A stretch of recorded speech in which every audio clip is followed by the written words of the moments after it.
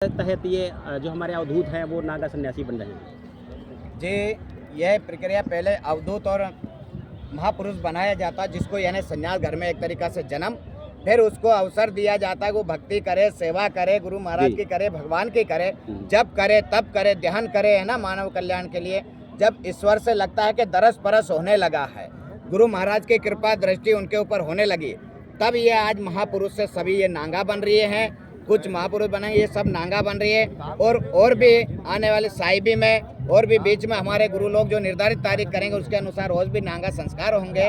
और ये आज इनका नांगा संस्कार होने के बाद आज पिंडदान हो गया, तर्पण हो जाएगा, समर्पण हो जाएगा, बीजा होम आज धर्म ध्वजा के ऊपर इनका हो जाएगा। और अपने जहाँ जन्म लिया उन पीढ़ी का कल्याण करने के लिए आज ये सब अपने हाथों से उनका कर देंगे, जिससे उनके छूटा है। और अपना भी स्वयं पिंड हवन करके, बीजा होम करके, और आज से नांगा यानी इनकी भक्ति एक सूरमा की तरह है, क्योंकि सूरमा की भक्ति है, कायर की भक्ति नहीं है।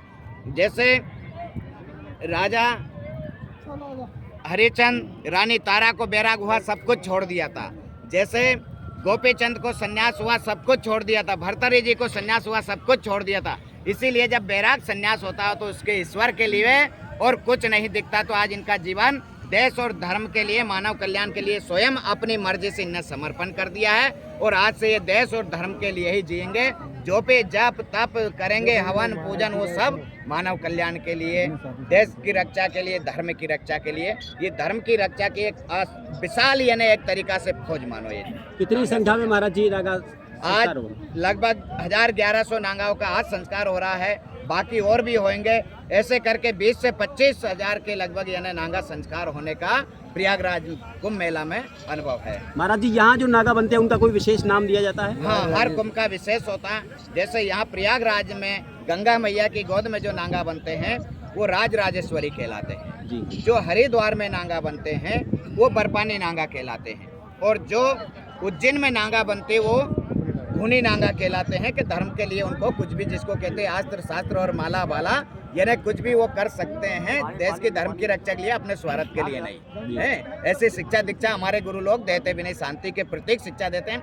लेकिन जब आई पड़ी ऐसे अवसर तो क्या करें, मरता क्या नहीं करता, उनको सब कुछ करना पड़ती है। जैसे हनुमान जी महाराज लंका में गए, रावण ने पूछा भाई मेरे पुत्र को क्यों मारा, तो हनुमान जी महाराज ने कहा भाई मेरा बानर स्वभाव में तो फल खा रहा था, अब तन तोरा मोई मारे वही मैं मारूं, मैं मर गया वो मर गया, मैं क्या करूं। यानी अपना बचाव के लिए सब करते हैं। तो इसी प्रकार ये सनातन धर्म की एक बड़ी फौज है। और आज से इनका सब कुछ देश और धर्म के लिए ही रहेंगे।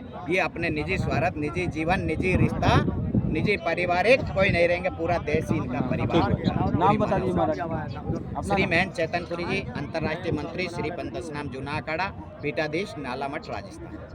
बहुत बहुत बढ़िया जय हो।